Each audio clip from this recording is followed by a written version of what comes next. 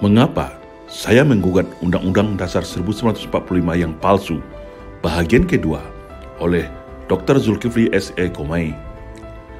Salah satu akibat yang paling penting dengan berlakunya Undang-Undang 45 palsu adalah dibegalnya kedaulatan rakyat oleh partai-partai, yang sekarang terbukti bersifat oligarki. Tidak ada satupun produk legislatif yang dibuat untuk kepentingan rakyat, tapi untuk kepentingan pemilik modal yang menjadi sandaran hidup partai politik. Rakyat menjadi tidak berdaulat. Apalagi kemudian juga terbukti bahwa Undang-Undang 45 palsu ini hanya untuk memenuhi pesanan asing. Seperti yang disampaikan oleh mantan Rektor Universitas Gadjah Mada, Profesor Sofyan Effendi, seperti yang sudah tersebar ke publik yang diawali oleh keraguannya yang ditulis dalam buku Sistem Demokrasi Pancasila, bahwa konsep ekonomi dan konsep politik Pancasila akan terlaksana di Indonesia. Sebab, untuk mewujudkan itu sangat bergantung bagaimana tindakan orang Indonesia terhadap Undang-Undang Dasar 1945 yang sudah diobrak-abrik begitu luar biasa dan yang melibatkan kekuatan asing. Dulu, saya menduga pada saat MPR tahun 1999 memutuskan untuk melakukan perubahan terhadap Undang-Undang Dasar dengan cara amandemen itu adalah melalui kajian oleh ahli-ahli Indonesia. Tapi itu hanya pada rapat pertama MPR diputuskan akan mengadakan rencana perubahan. Tapi pada rapat-rapat selanjutnya, sudah besar sekali pengaruh dari kelompok-kelompok LSM, bahkan LSM luar negeri di dalam rapat-rapat itu, kata Profesor Sofyan Effendi dalam peluncuran buku Sistem Demokrasi Pancasila di kampus Pasca Sarjana Universitas Nasional, Jalan Harsono Ragunan, Pasar Minggu, Jakarta Selatan, Rabu 11 bulan 3 tahun 2020.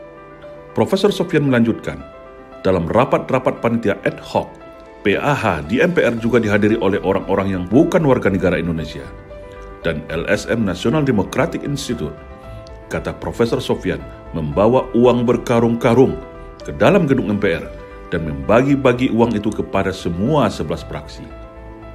NDA juga membawa konsep-konsep Undang-Undang Dasar itu, terutama pasal tentang hak asasi manusia atau HAM.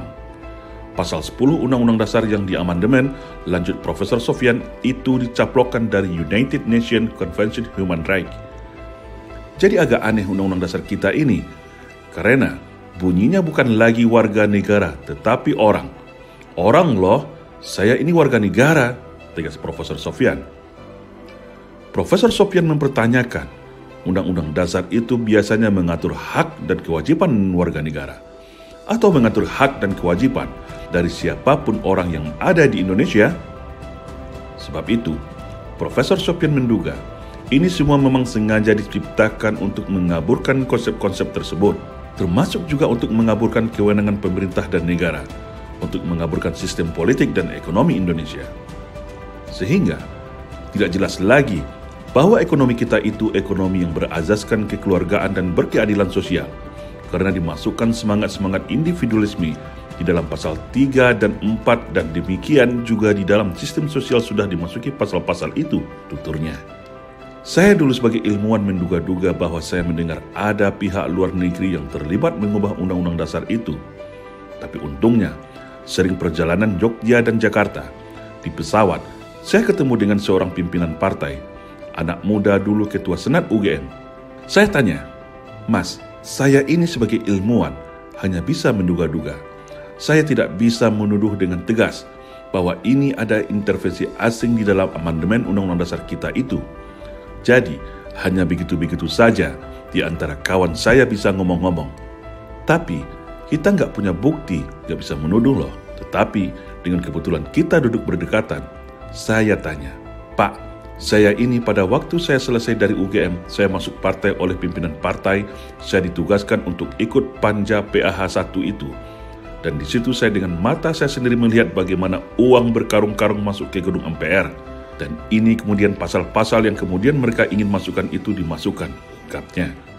Pada intinya, tutur Profesor Sofyan, sidang MPR masa bakti 1999 dan 2002 menetapkan bahwa amandemen Undang-Undang Dasar 1945 sesuai ketentuan pasal 37.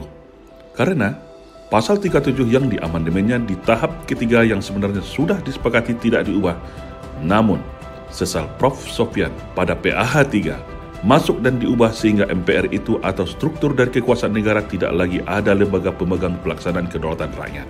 Karena diubahnya pasal itu, tapi pada tahap 1 dan 2 masih ada. Di situ ada 11 fraksi MPR yang menyepakati amandemen Undang-Undang Dasar dilakukan dengan syarat sebagai berikut. Pertama, tidak mengubah pembukaan Undang-Undang Dasar. Kedua, tidak merubah NKRI dan bentuk negara. Ketiga, amandemen dilakukan dengan cara adendum, bukan merubah teks aslinya, tukasnya.